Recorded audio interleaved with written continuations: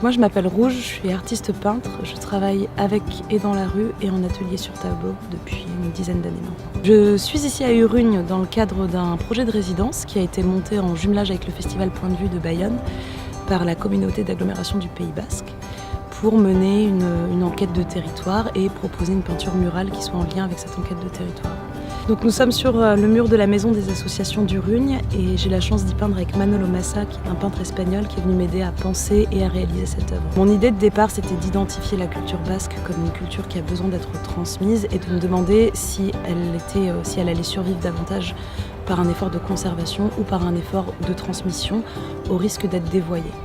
Donc c'est cette histoire d'essayer de soit on muséifie, on folklorise, soit on ouvre, on accueille, on diffuse, avec un risque que les choses se transforment.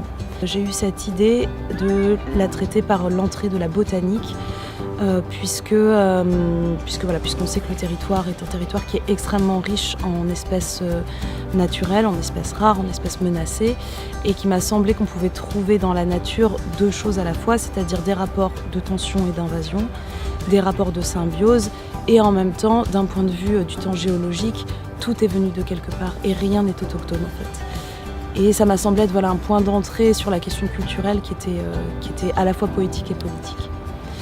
Et parallèlement à ça, donc je suis venue ici mener une petite enquête botanique et j'ai eu la chance de rencontrer des experts. Et c'est superposé à ça une autre histoire qui est l'histoire de l'émigration du savoir pastoral basque aux États-Unis. Je crois que c'est entre 1850 et 1950.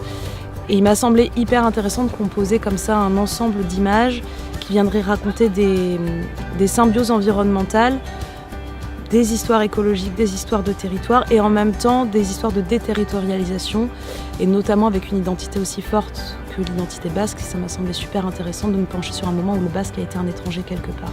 Moi j'ai été très heureuse de mener ce projet ici, j'ai été hyper bien accueillie et c'est surtout un territoire qui est riche et qui me donne envie de revenir pour approfondir des enquêtes. C'était vraiment un avant-goût pour moi.